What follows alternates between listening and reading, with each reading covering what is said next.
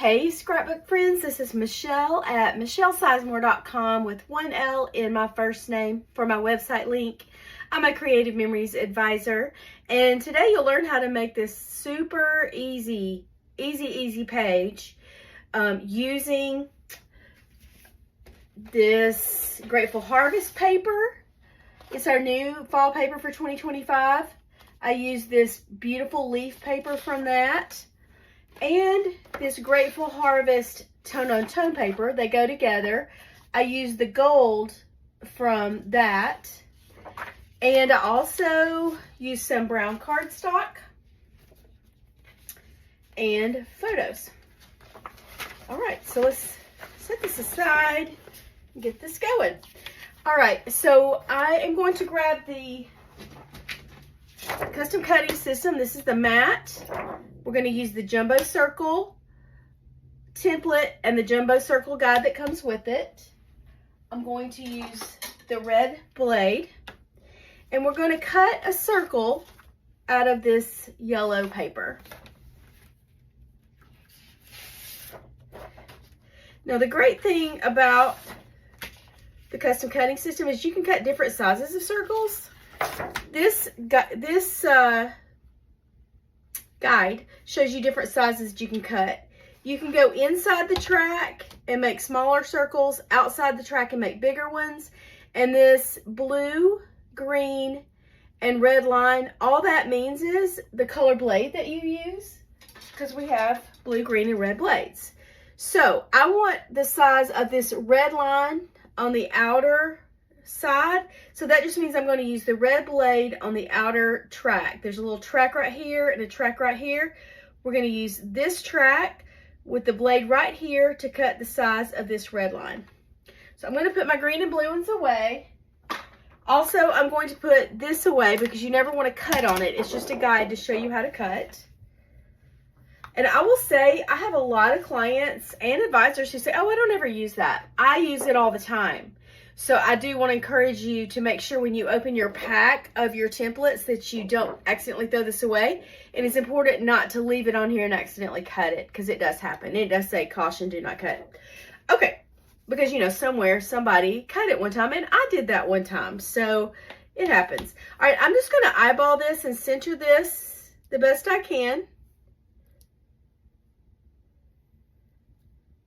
I think that looks good.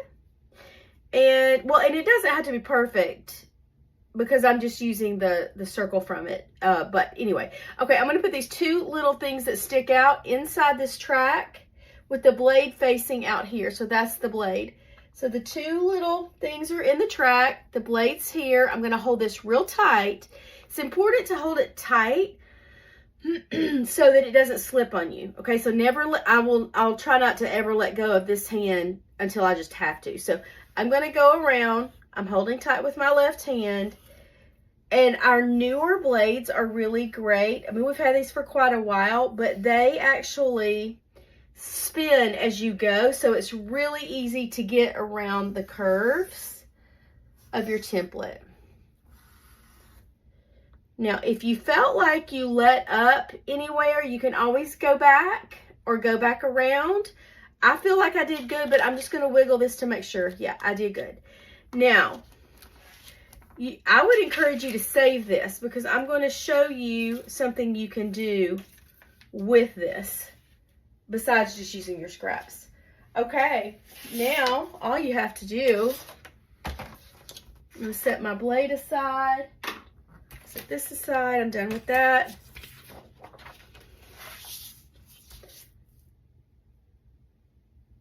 You don't have to do this. I'm just making sure it's straight. I'm going to mount this right here in the middle. I mean, that's all I have to do. Super easy. It makes me think this yellow paper of like a harvest moon. I'm just putting little dabs all the way around. A few little dabs here, and I'm using my repositionable tape runner. And I'm just going to eyeball this and put it in the middle with about the same amount showing all the way around. Try to this here and this here. Yeah. Press it down and make it stick. And then all I have to do is add my photos and mat them. So I chose this hot fudge color as my photo mat because it really pops off the page and I think it brings the colors together really well. So these are my pretend photos right here. 4x4, 4x4, 4x4, and a 6x4. You could also change this up a little bit. Like you could put the 6x4 over here and the 4x4 here and use it as a journal box. Or you could, instead of a photo, cut like a 4x4 card from the mat pack that's decorative. Or you could do a sticker cluster there. But anyway, this is just a simple thing with just photos. And this paper is so pretty. Like, I don't feel like I needed any more decorations or stickers. I like it just the way it is. So I'm just going to show you real quick how to cut my photos. And I don't have my photo trimmer handy, so I'm just going to show you with this. We do have a photo trimmer that's smaller, but basically I just want a 4x4 photo. So this is a pretend photo. It's already 6 inches this way and 4 inches this way, so I just need to cut 2 inches of it off. I'm going to line that up at the 2-inch mark.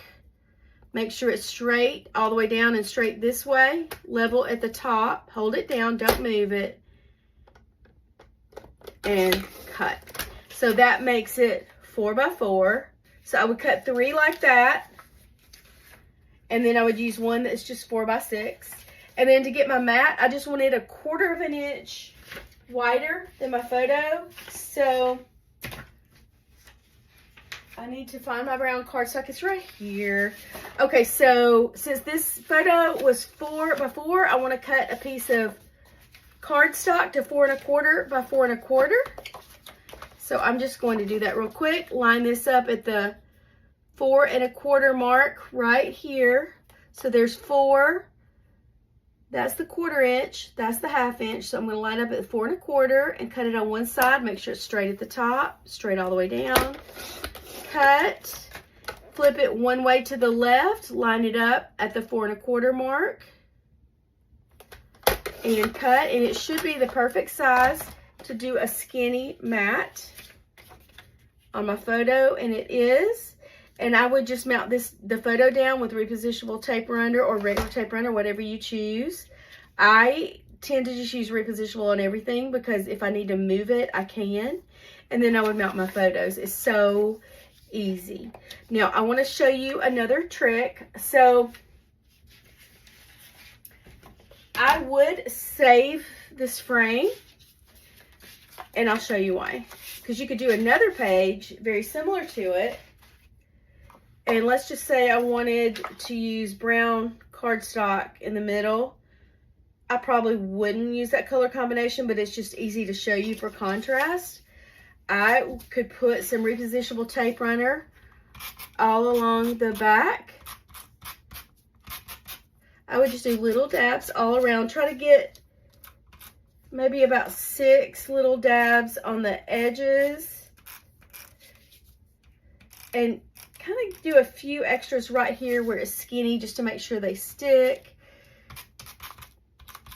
Okay, and then I would mount this on top. And I'll tell you what, I'm going to cut a sliver off of 2 sides of this just to make it easier to line it up. I'm going to line this up with that right-hand side dotted line. And it's just going to cut it a tiny bit smaller than my frame. I mean, a tiny bit. And then flip it one way and do it again. Just to help me not have it sticking out past the frame, just to make it a little bit easier so that I don't have to mess with it quite as much. And I'm going to line this up here just to see it. And then I would just put this on top.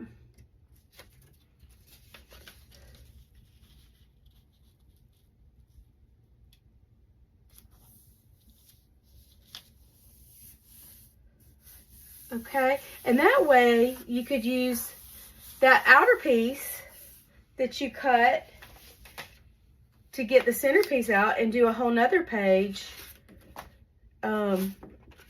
with that. So, and another way to get this look would be to cut a circle out of your leaf paper and mount it on top of the yellow paper to get the same look as this. Okay, thanks for watching my video. I hope you liked that, and I hope you have a wonderful week. Bye.